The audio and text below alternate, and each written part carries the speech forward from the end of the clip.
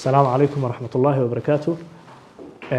maanta bishu waa 6 bisha February 2025 waxaan halkan ku soo jeedinaynaa war saxaafadeed ku aadan saddex qodob.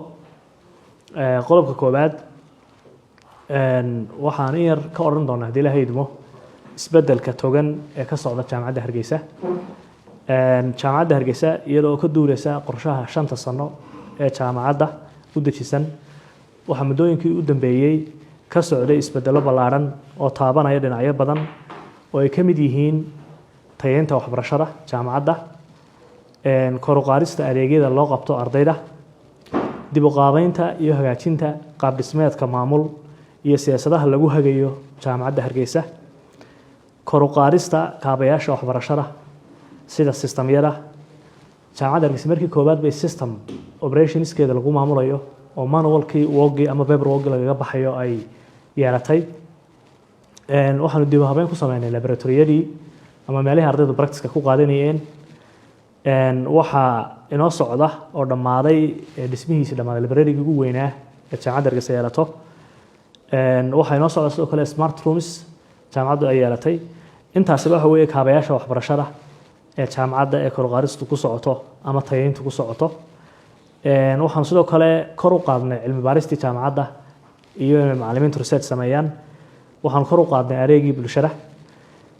waxaan xoojinay oo jaamacadda Hargeysa xoojisay xiriirada caalamiga ah iyo deeqaha waxbarasho ee ardayda Hargeysa ka helayaan wadamada dibadda.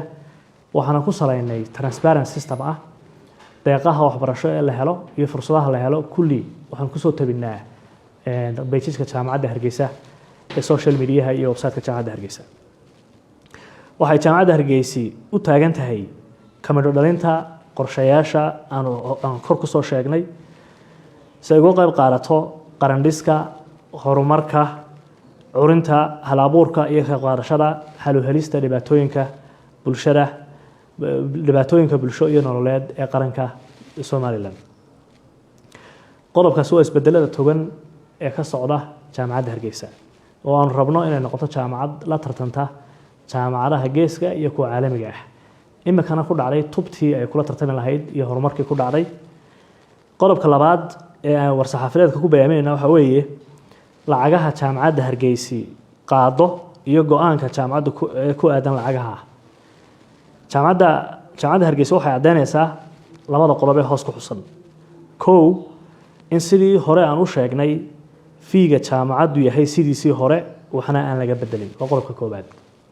fiiga jaamacadda maasku waa 245 waa CDC fiiga waxbarashada. qodobka labaad in kororkii lacagta adeegyada dheeraadka ah ee jaamacaddu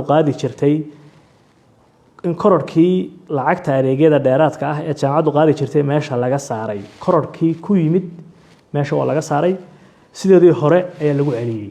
intii hore adeegyada jaamacadda waxa jiray marka laga tago fiiga ardayda ku bixiyaan waxbarashada waxa jiri jirtay adeegyo kale oo jaamacaddu ay u qabato ardayda sida tusaale ahaan ardayga shahaadadu ka lunto marka ka lunto oo yimaado fee baa laga qaadi jiray. ardayga imtixaan ku dhaca ee records galaya isna fee baa laga qaadi jiray. feegu sidoo hore u noqonaya kororkii ku yimid meesha oo ka saarnay gabi ahaanba kororkaas oo sidoo hore intii hore ay ardaydu bixinayaan.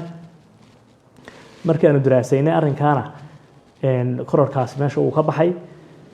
fiigaasina ma ahayn fee khidmaadka ama serviceda ardaydu ku wada dhacaya ma uu ahayn laakiin meesha waan ka saarnay markaan daraasaynay arrinka meesha uu ka baxay kororkaasi.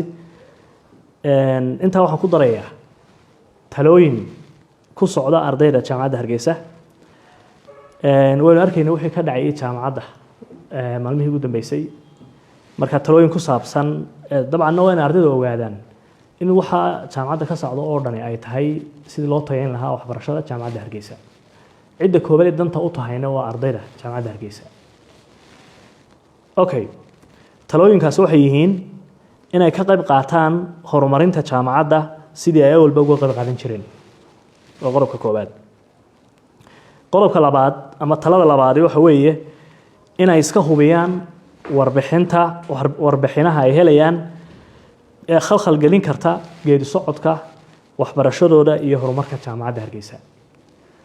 waxaa laga yaabaa xog badan information badan oo qaldan in ardayda soo gaadho iminka lacagtan kororkan ku yimid adeegyada kale ee fiiga dheeraadka ku ah 2 bilood ka hor 3 bilood ka hor baan u jeedaa 3 bilood ka hor baa la jireeyay oo jaamacadda kororka samaysay fiina ma aha oo adeegyada kale ama khidmadaha kale ee jaamacadda bixiso ardaydana ma wada gaarayo oo ardayda ma wada dhacayso imtixaanaadkii ama shahaadadu kama wada lumayso fiida qaar waxa ku jiraan ardayda imika jooga amba ku jiraba aan khusaynin laakiin marka waxaad moodaa ardayda in si kale lagu tarjumay laakiin si kastaba ha noqotay markii aan arrinka daraasaynay kororkaasi meesha uu ka baxay ardaydana waxaanu leenahay fiigii hore intii hore uu ahaa un bay bixinayaan haddii ilaahay idmo warbixinaha khalkhal gelin karaa waxbarashadooda iyo horumarka jaamacaddana ha ka digtoonaadaan ha iskana hubsadaan wixii tabasho ah wixii tabasho ah talada saddexaad wixii tabasho ah ee ardaydu hayaan ha soo mariyaan xafiisyada qaabilsan arrimaha ardayda